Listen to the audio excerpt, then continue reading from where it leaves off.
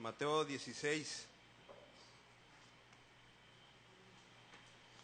versículos del 3 al 20. Voy a hacer esta lectura y usted me sigue ahí con su vista. Mateo capítulo 16, versículos del 13 al 20. Cuando lo tenga, por ahí dice amén. Sí, dice la palabra del Señor. Viniendo Jesús a la región de Cesarea de Filipo, preguntó a sus discípulos diciendo: ¿quién dicen los hombres que es el Hijo del Hombre? Ellos dijeron: unos Juan el Bautista, otros Elías y otros Jeremías o alguno de los profetas. Él les dijo: ¿y vosotros quién decís que soy yo? Respondiendo Simón Pedro dijo: tú eres el Cristo, el Hijo del Dios viviente.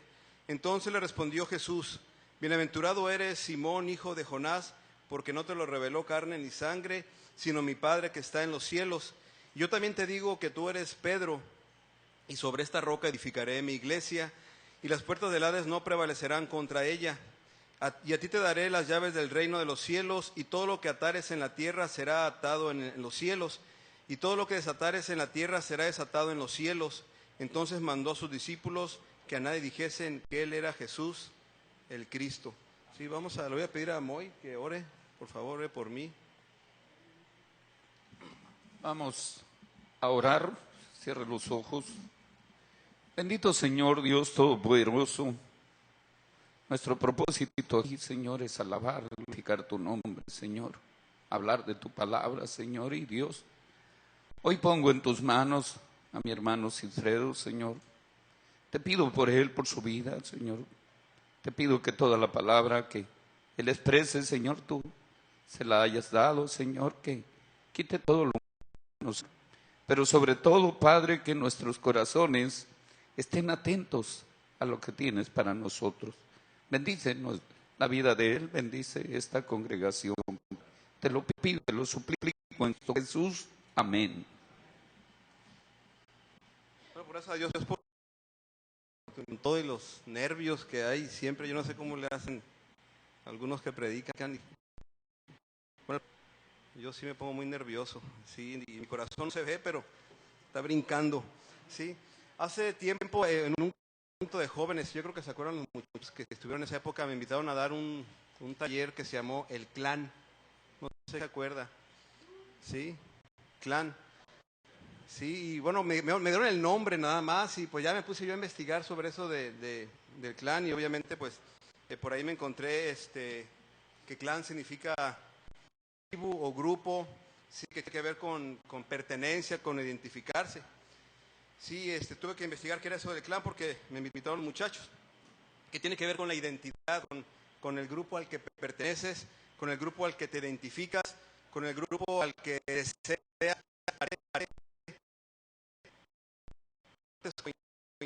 y de manera de pensar, y se llama el clan. Sí, esto es un clan. Sí, y bueno, no nomás en México, piden para cualquier trámite de identificación. Precisamente hace poco pues sacaron reportes, Rupert, yo creo que les piden identificación. Para cualquier trámite pide identificación. Hay países, por ejemplo Honduras, donde a la credencial de identificación no se le llama así, se le llama identidad. De tal manera que si tú vas a algún lugar y no te dicen, préstame tu credencial del IFE, te dicen, préstame tu identidad. Se oye como raro, ¿no? Porque pues, ¿cómo le hago, no? Búscate la tuya, ¿sí? En algunos países así le llaman identidad. Por cualquier límite se necesita identidad para cualquier, o la credencial de identificación. Sí, pues yo en mi trabajo ahí pues hay una pluma, no es pluma de escribir, la pluma es esa fierro que levantan los policías ahí para entrar. Entran y luego piden identificación, y no se al Google, identifíquese. Ay, simple, si ya me conoce, pero no, tengo que sacar mi credencial, que ya me acaban de dar una nueva, porque la que tenía, era cuando era director, ya más de 2 años. Sí, pero para todo pide identificación, va uno, incluso cuando va uno a pagar con tarjeta, sí, piden la identificación. Va uno a entrar al City Club, Carlos, y te piden al City Club, sí, te piden identificación, te piden la membresía, y la membresía hay que traer tu foto, sí, Igual, por ejemplo, vas al Costco, allá a Los Cabos, sí, te piden identificación, y para verificar, aquí qué pasó en el esencial que tenemos mi esposa y yo, no trae mi fotografía, trae la de ella, pero yo la pago. Entonces llegué al Sam, yo bien contento con un montón de cosas que compré para la casa, son 2, 3 cosas, sí. Y llego y doy la credencial del Sam's y la ve y me volteé. ¿Quién es Claudia? Mi esposa, le dije. Pero no soy la credencial de mi esposa. Pero ¿y su esposa? No está en la casa, entonces no puede tener que venir ella. Oiga, pero si yo la pago, la medicina, no me dejan vender. Me salí del Sam's y me fui al City Club, porque el club, la foto trae la de los dos. Bien, para todo pide identificación, para cualquier trámite piden identificación. Sí, y eso en cualquier parte del mundo. Incluso, a veces hasta para platicar, yo no sé si a usted le ha pasado, pero a mí de repente hubo un tiempo que me llegaban mensajes de teléfono con textos bíblicos.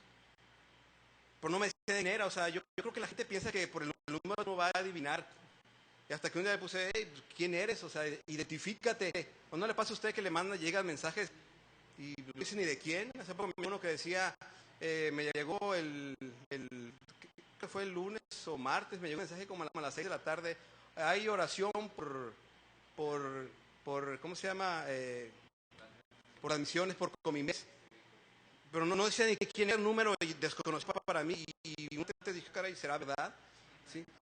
Identifíquese, no es usted que le llegan mensajes o al correo electrónico que le llegan mensajes y no sabe ni de quién es y tiene que preguntar. Yo no sé usted, pero yo sí pregunto porque yo no voy a contestarle a alguien algo si no sé quién es. ¿Sí?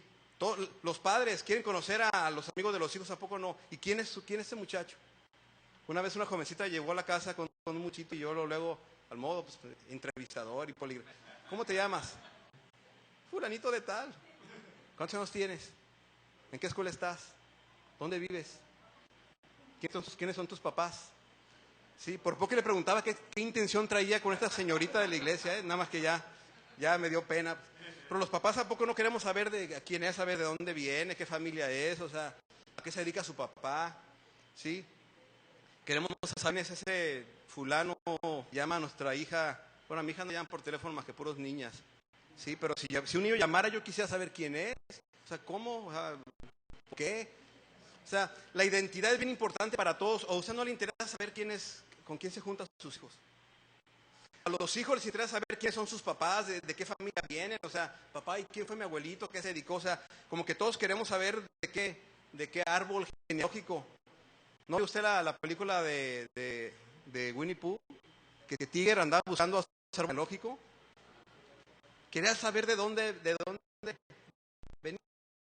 Es de la y de alguna manera nuestra identidad se relaciona con aquellos con los que nos relacionamos o nos identificamos.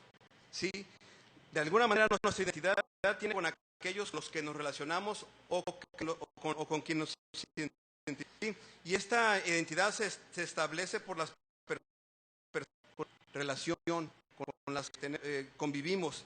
¿Sí? Mi identidad, la mía, como si fuese San María, por ejemplo, yo soy esposo, eso tiene que ver con Claudia. Soy padre, eso tiene que ver con Isaac y con Rebeca. Diácono, eso tiene que ver con la iglesia.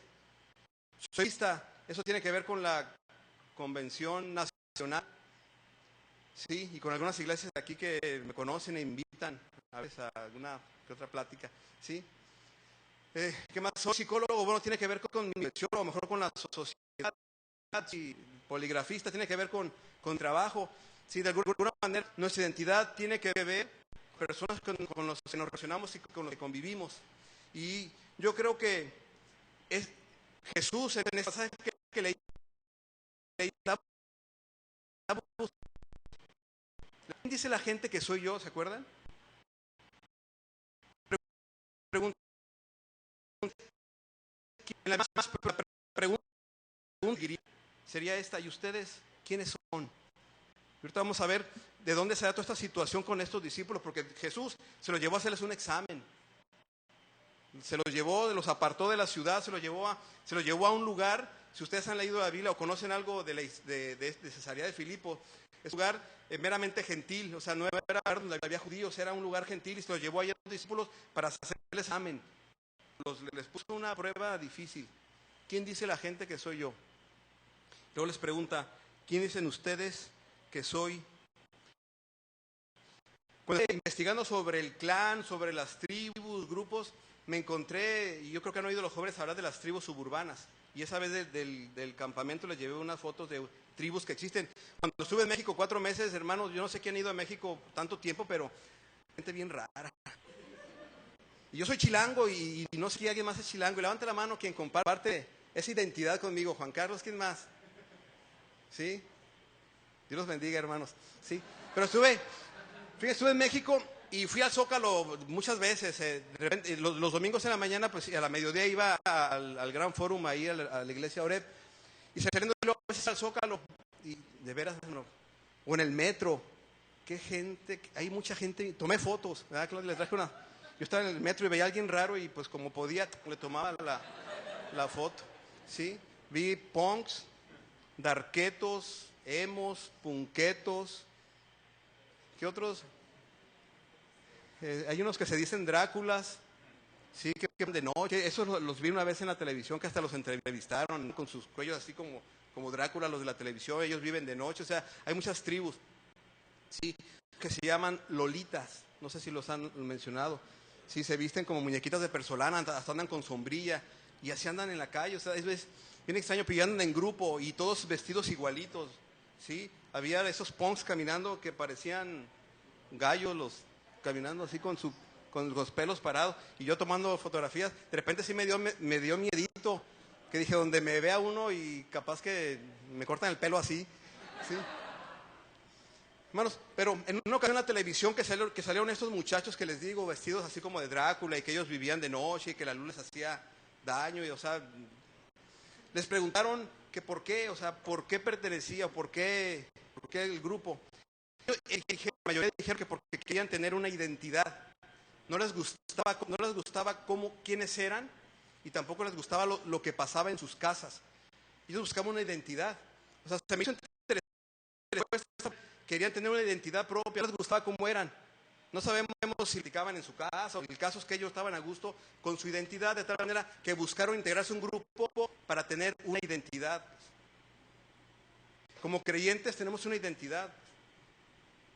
Y yo creo que eso es lo que Jesús quería ver en sus discípulos. Quería saber si ellos ya habían adoptado la identidad de hijos de Dios, de seguidores de Jesús, de discípulos. Hemos estado hablando y el pastor ha estado predicando estos últimos domingos pues sobre el ser discípulo, el ser un discípulo radical, el vivir como Jesús quiere que vivir a la manera bíblica de cómo se vive el cristianismo, y esto tiene que ver con la identidad. Cuando Jesús entra a nuestro corazón y somos hechos hijos de Dios, en ese momento tomamos otra identidad, una nueva identidad. Ya no somos los mismos, somos otros. Y creo que Jesús estaba buscando en estos 12, quería ver su identidad, quería ver a ver si es cierto que esa decisión que tomaron, porque si ustedes piensan en los discípulos, ellos, cada quien tenía su vida secular. ¿Sí sabían a qué se dedicaban todos? Porque yo de todos no, porque la Biblia no habla de qué se dedicaban algunos, pero sí menciona, y muchos de ellos, o sea, tenían ocupaciones bien distintas. Incluso eran personas bien distintas entre ellos. O sea, Jesús no puso en los postes de allá de Jerusalén o de aquel lugar, no puso una propaganda donde decía se buscan discípulos y con requisitos específicos como lo hacen aquí en las empresas o ahí en el trabajo, buscan policías estatales y que secundaria terminada, carrera militar, y ponen cosas para que de alguna manera todo el grupo que llegue a buscar ingresar sean más o menos homogéneo. Jesús no hizo eso. Jesús llamó y al que fue viendo y fue llamando de diferentes estratos sociales, religiosos, culturales, eran bien diferentes. A excepción de alguno que otro que hay que eran hermanos y que a lo mejor venían de la misma línea. Pero seguramente que aún como hermanos tenían a lo mejor intereses distintos. Jesús no buscó homogeneidad. Así se dice, ¿verdad, hermanos y licenciados en administración? ¿Sí? Dios no buscó homogeneidad. Pero lo que sí quería era que una vez que fueran sus discípulos, fueran homogéneos en cuanto a identidad y todos estuvieran seguros de quiénes eran ahora en Cristo. Si Jesús ahorita nos preguntara, ¿quién dice la gente que soy yo? Ya le podemos decir, no, pues la gente dice, etcétera, etcétera. Pero si te pregunta Jesús, ¿quién dices tú que soy yo? No, eres el Salvador, Hijo de Dios. Bueno, ¿y quién eres tú? ¿Qué le dirías? Soy cristiano. ¿Sí? ¿Te era Jesús? Sí. ¿Y luego? ¿Y entonces? Tal vez Jesús hablaba de eso cuando le preguntó a los discípulos, ¿quién dicen ustedes que soy yo? Pero antes les preguntó, ¿quién dice la gente que soy yo? Y luego les hace esta pregunta directa a ellos, ¿quién dicen ustedes que soy yo? Sí, como les digo, la pregunta lógica que debería seguir, aunque no viene ahí, pero viendo el contexto, creo que es lo que Jesús quería ver en sus discípulos, era esta, ¿quiénes son ustedes en relación a mí? Ya me dijeron lo que la gente dice de mí, ya me dijeron lo que ustedes dicen de mí, ahora quiero que ustedes digan, ¿quiénes son ustedes en relación a mí, como Jesús? Ahí sí se las puso difícil a los discípulos. Sí, Jesús les dice, sí, ¿quiénes son ustedes en relación a mí? Y esto es muy, muy importante. Sí, vamos a ver el contexto, vamos a ver la escena. Sí, Jesús se lleva a sus discípulos y esta vez de que Jesús lleva a sus discípulos a un lugar bien distinto, es uno de los retiros que Jesús hace con ellos. Sí, si ustedes ven en los evangelios, este viene siendo como el tercer retiro, en donde Jesús se aparta de las multitudes y se lleva a sus discípulos para estar más a solas con ellos, para tener una relación más íntima con ellos y puede hacerles este tipo de examen, este discipulado extremo, sí, con los 12, con los más allegados a él se los lleva. No se los llevó a Jerusalén, como les decía, se los llevó a Cesarea de Filipo, una ciudad gentil. No era una ciudad donde había mucho judío, no era una ciudad donde era un pueblo gentil. Jesús se los lleva allá. Qué curioso, qué interesante que se los lleva a esa ciudad que era predominantemente gentil, donde casi nadie conocía de Jesús, donde además que Jesús quería ayudarles a los discípulos a encontrar su identidad, la de ellos. Jesús no tenía problemas de identidad, ¿están de acuerdo conmigo, hermanos? Jesús desde los 12 años, cuando a sus papás se les perdió, que lo hallaron en el templo, Jesús y él ya sabía, ya tenía su identidad. Él dijo, yo soy, estaban hablando en las escrituras sobre el Mesías y yo soy ese Mesías del que hablan. Tengo una misión que cumplir. Los papás lo regañaron y Jesús les dice, oigan, en la casa de mi padre me es necesario estar, en los negocios de mi padre. Jesús tenía su identidad bien establecida, los discípulos no. Jesús quería que los discípulos encontraran su identidad, así como ahora Jesús quiere que tú y yo encontremos nuestra verdadera identidad. La identidad es lo que nos identifica. ¿Quién eres? ¿O quién dice la gente que eres tú? Si alguien me dice, oye, yo conozco a fulano de tal que va a tu iglesia. Oye, ¿cómo es? Le pregunto yo, ¿qué me diría de usted? No, hombre, es mal hablado. Es el mala lengua, le dicen allá en el trabajo. Ay, tampoco. ¿Sí? Porque luego hasta les ponen sobrenombre como parte de su identidad. Como a los niños, ¿sí? Llega uno, a ver, maestra, ¿cómo es? Y los niños, mira, él es el revoltoso, el inquieto, el tímido y el chore, por orejón, ¿sí? O sea, lo que nos identifica es el nombre que nos ponen. ¿Por qué creen que a ellos les llamaron cristianos por primera vez en Antioquía? ¿Por qué? Porque se parecían a Cristo. Algo vieron la gente que dijo, estos son cristianos. ¿Por qué les llamaron los del camino?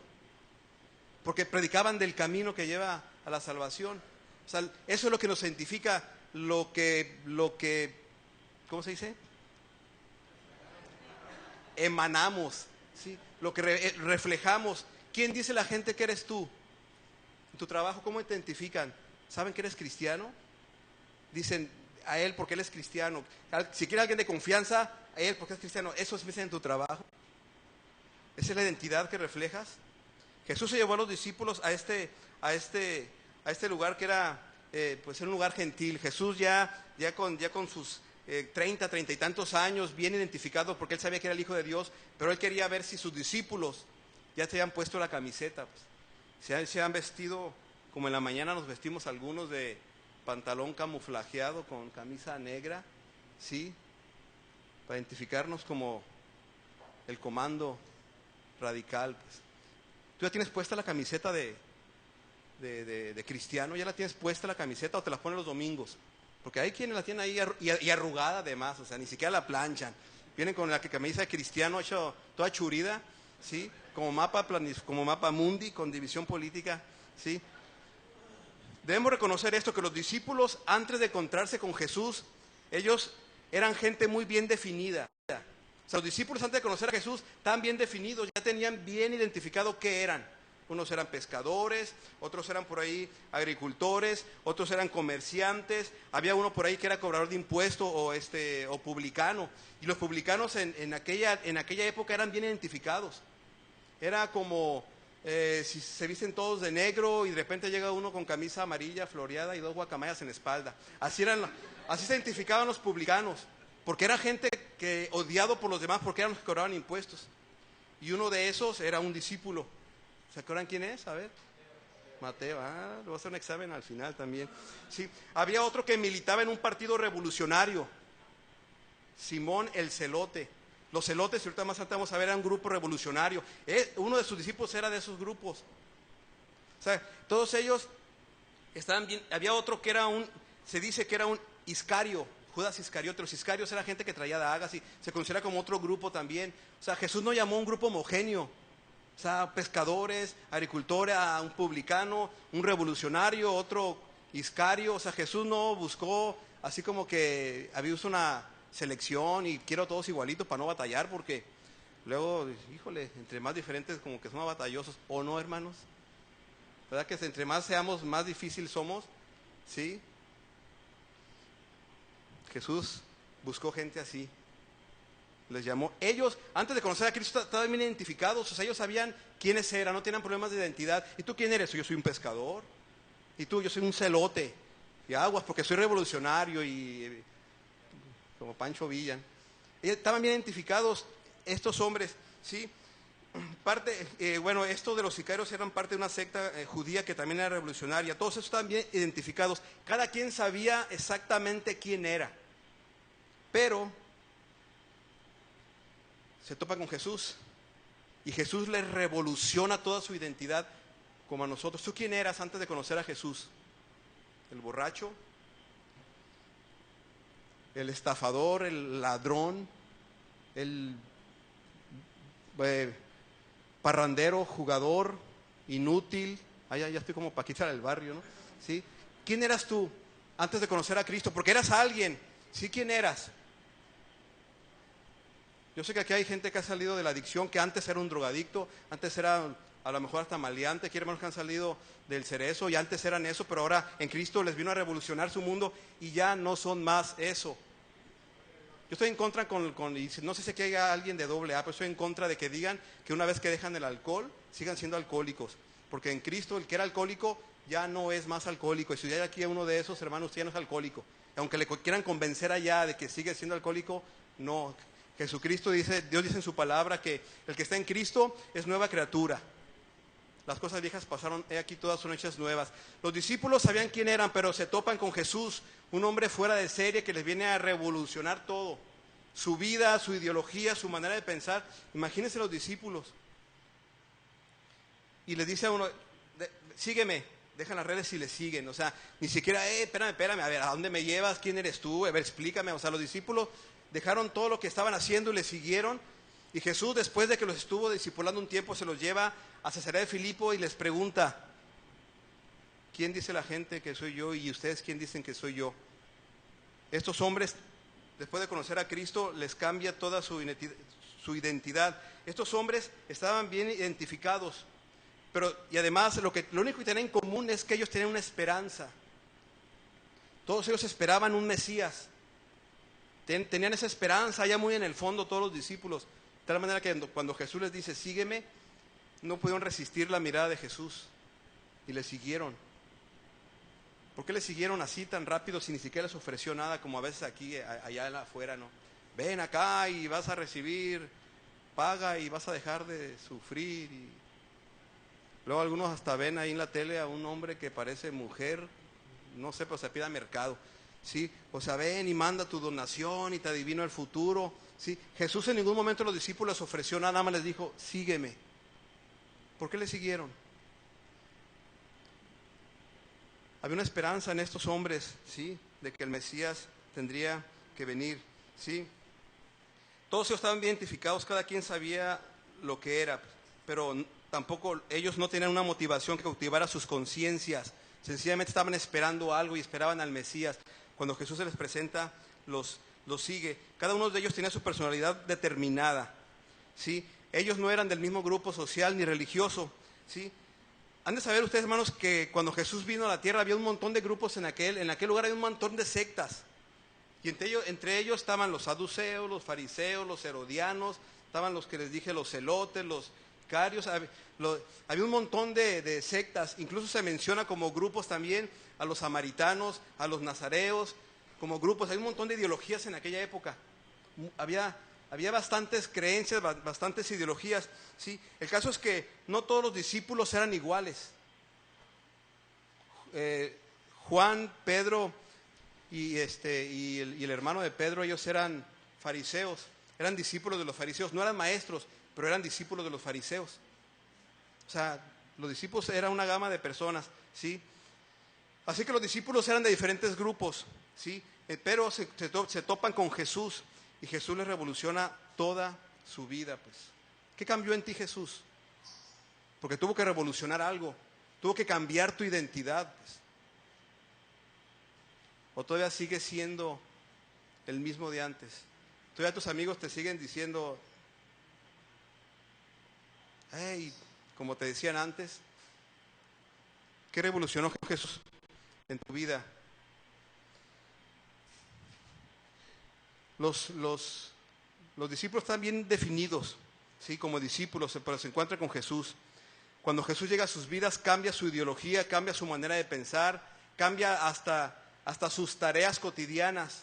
Jesús les dice a los pescadores, de ahora en adelante los haré pescadores de hombres, ya no van a pescar más. Tanto les cambió la identidad que cuando estaban en la barca los pescadores, los hombres de mar, los expertos, cuando estaban ahí entre la tempestad, no estaban temblando de miedo, porque su identidad era otra. Ya no eran pescadores, sino que ahora eran pescadores pero de hombres, porque Jesús viene a cambiar la identidad. Ellos dejaron todo lo que eran antes, sus ideologías. El celote dejó de ser el celote para convertirse ahora en un discípulo de Jesús. ¿Tú has dejado todo para convertirte en discípulo de Jesús? ¿Has dejado lo que eras? Las mentiras, el chisme,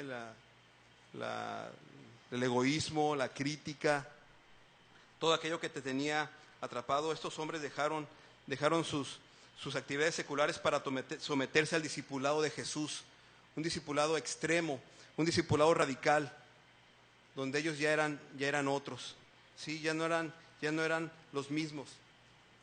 Por eso Jesús les pregunta primero, ¿quién dice la gente que soy yo? Y la gente empezó a decir, no, pues algunos dicen que eres Juan el Bautista. ¿Saben por qué decía? ¿Por qué la gente decía que Jesús era Juan el Bautista si Juan el Bautista ya estaba muerto? Si ustedes leen el capítulo, lo que antecede a esto que leímos, ¿sí? A Juan el Bautista lo habían decapitado, sí saben la historia, ¿verdad? Sí, la hija de Herodes le pide a Herodes, su papá, que por influencia de la esposa de Herodes que le traigan la cabeza a Juan el Bautista, y va y piden y le traen la cabeza a una charola, lo matan. Después cuando Jesús le pregunta, ¿quién dice la gente que soy yo? Algunos decían que era Juan el Bautista. ¿Por qué? Porque en la Escritura vemos, ¿sí? Que dicen que, sí, decían que Juan el Bautista era el Elías, después decían que no, que era Jesús, era Juan el Bautista que había resucitado, porque la gente pensaba que Juan el Bautista iba a venir, porque la Escritura decía que vendría, que habría otro profeta, pero no era que resucitara, sino que hablaban de Jesús, que él venía a establecer el reino. ¿Se acuerdan que Juan Bautista predicaba el reino de los cielos, pero Jesús vino a establecer el reino? Entonces decían que era Juan el Bautista que había encarnado, más bien que había encarnado, no resucitado. Por eso decían unos, era Juan el Bautista. Otros decían, no, es Elías. ¿Por qué? Porque también la Escritura decía que vendría el Elías, pero no porque vendría a reencarnar, sino que vendría alguien con un ministerio similar a Elías. Otros decían que era Jeremías. También por aquella época había una leyenda que decía que vendrían algunos de los profetas, entre ellos Jeremías, pues como que a tomar el arca del pacto. Sí, si ustedes han leído la Biblia católica, algunos libros, viene algo sobre eso. Era una leyenda y algunos decían, es Jeremías. Otros, para no errarle, decían, alguno de los profetas, como que para no equivocarse, algunos de los profetas.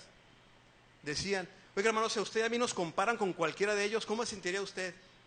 Oye, ¿te parece Juan el Bautista? ¿Será por despeinado o por qué?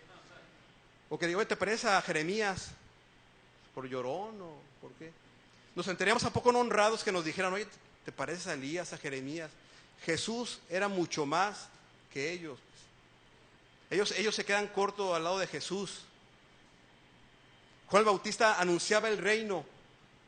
Jesús estableció el reino. Elías, ustedes saben la historia de Elías, él derramó la sangre, ¿sí?, de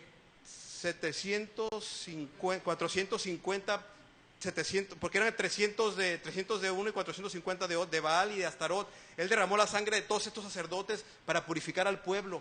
Eso hizo Elías. Pero Jesús derramó su propia sangre. Los profetas anunciaban al Mesías. Jesús era el Mesías. Jesús era mucho más que estos hombres que la gente decían que ese era, que lo confundían con él.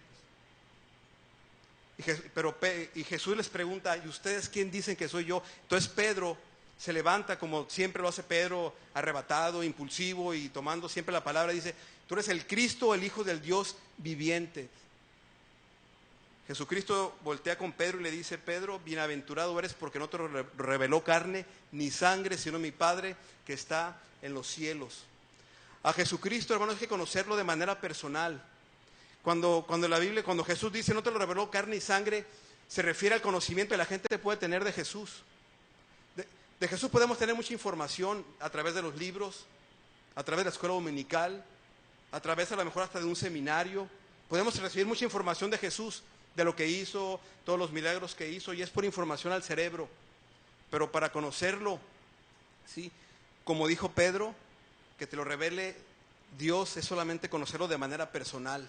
Conocerlo con el corazón, conocerlo con la convicción de que Él es el Hijo de Dios, que Él es el Cristo, el Mesías, el Salvador. ¿Quién dices que eres tú? ¿Quién dices tú que eres Jesús? ¿O quién es Jesús para ti?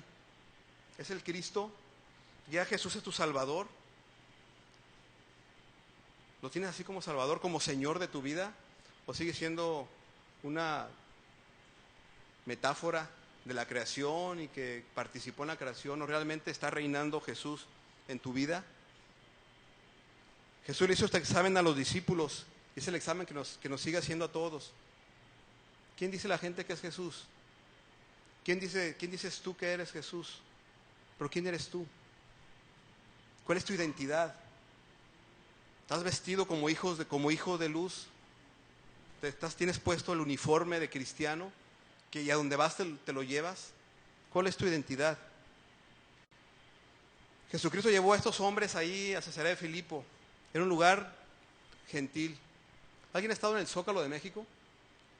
En domingo, en la tarde, bueno, después de mediodía.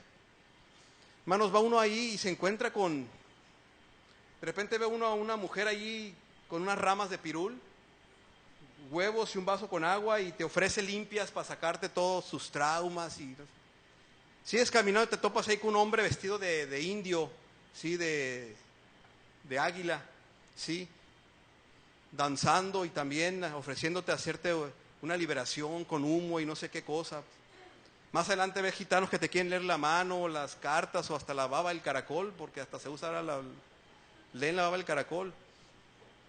Sigue uno caminando en el Zócalo y voltea y ve uno ahí el palacio de gobierno federal, luego ve uno el palacio del gobierno del estado, voltea uno al otro lado y ve la iglesia de la religión predominante. O sea, ahí en el Zócalo está revuelto de todas las ideologías que usted se imagine.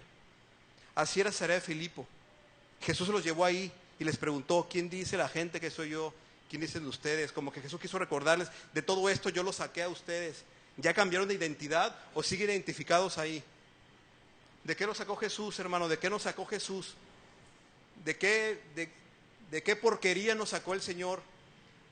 Y nos dice, voltea a ver, ¿de dónde te saqué? ¿Ya estás seguro que adoptaste la identidad o todavía extrañas aquello? Porque Jesús lo llevó a sus discípulos y ahí se toparon con todo esto. En Cesarea de Filipo había templos dedicados a un dios del temor, Dios Pain, sí, el dios del temor. Había otros templos construidos ahí, sí. Ahí estaba pues todo el poderío de Roma. O sea, era una ciudad bien extraña, pero Jesús los llevó ahí para confrontarlos con todo lo que habían dejado atrás. Y es lo que hace Jesús en este examen. Los confronta para determinar cuál es su identidad. Yo quiero ahora, hermanos, que así como los discípulos pensemos, ¿qué identidad tenemos? Cierre sus ojos y piense en su vida, hermano, en su identidad, en lo que la gente que lo conoce piensa de usted, porque al final de cuentas es la identidad que usted tiene, lo que los demás ven en usted. ¿Ven a Jesús en cada palabra que sale de su boca? ¿Qué ve la gente en usted en cuanto a su identidad? ¿Ven a Jesús reinando en su vida? ¿Ven a Jesús tomando el control de cada pensamiento que usted tiene, de cada acción que usted hace? ¿Cómo se siente usted? ¿Se siente bien identificada? ¿Siente que Jesús está ahí reinando su vida? ¿Se siente usted conformado a la imagen de Jesús? ¿Dejó ya todo aquello que estaba estorbando su vida? ¿Y un cambio radical? ¿Y usted completamente identificado con Jesús? Si Jesús le pregunta, ¿quién soy para ti? ¿Quién eres tú en relación a mí? ¿Qué le contestaría? Le diría con la frente en alto, Señor, soy tu hijo, soy tu hija, soy tu discípulo. O le daría vergüenza y le diría, Señor, perdóname, Padre, porque no estoy reflejando tu identidad en mi vida, porque aún sigo cargando con cosas que ya debía haber dejado. Yo no sé cuál sea su situación, hermano, solo conozco la mía. Pero yo le invito hoy a que usted determine decirle a Jesús, Señor, soy tu hijo y quiero comprometerme a que mi identidad sea la tuya. A que la gente con la que convivo, la gente que me rodea, sepa que soy cristiano por lo que ven en mí, por mi manera de pensar, mi manera de hablar, mi manera de conducirme, mi manera de tratarlos. Hable con el Señor, hermano, y dígale, Señor, discúlpame porque te he fallado. Siendo tu hijo, me he comportado como si no lo fuera. Estando tú en mi vida, en mi corazón, te he quitado del trono y he dejado que mis deseos sean los que me gobiernen y he hecho cosas que no te agradan. Y pídale perdón al Señor y comprométase con Él. Porque ahora más que nunca la sociedad necesita que los del camino, que los cristianos, que los que trastornan el mundo, salgamos afuera y mostremos a Jesús obrando a través de nosotros con nuestro estilo de vida. Yo quiero hacer una invitación, hermano. Si tú hoy quieres decirle al Señor, determino hoy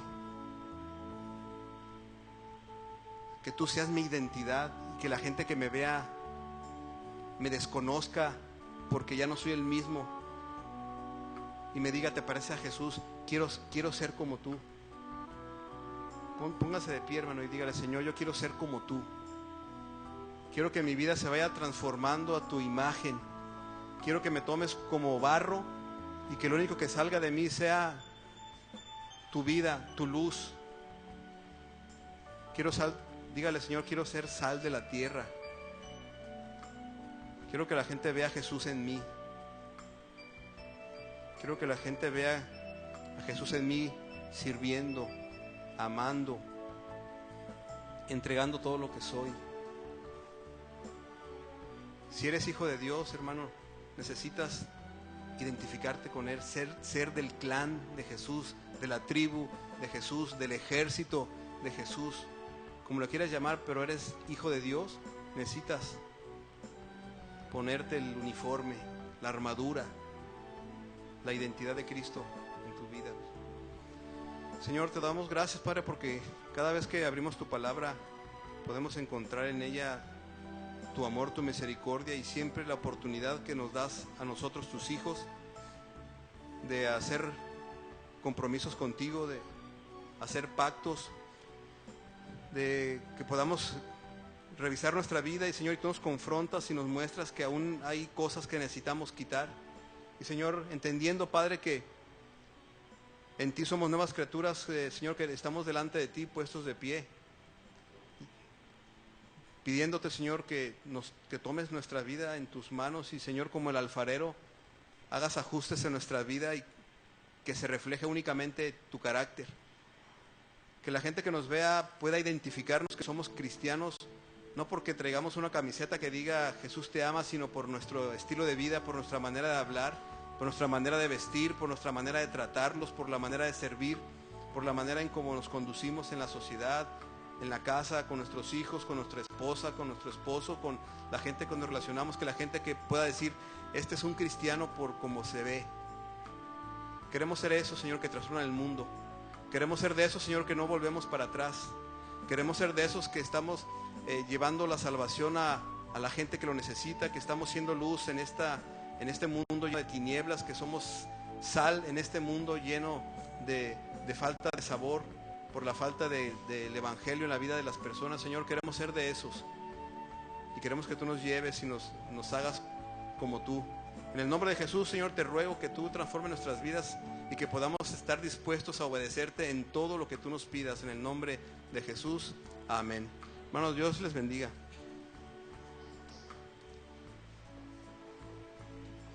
Le vamos a pedir a mi hermano Sigfredo, que salga a la puerta.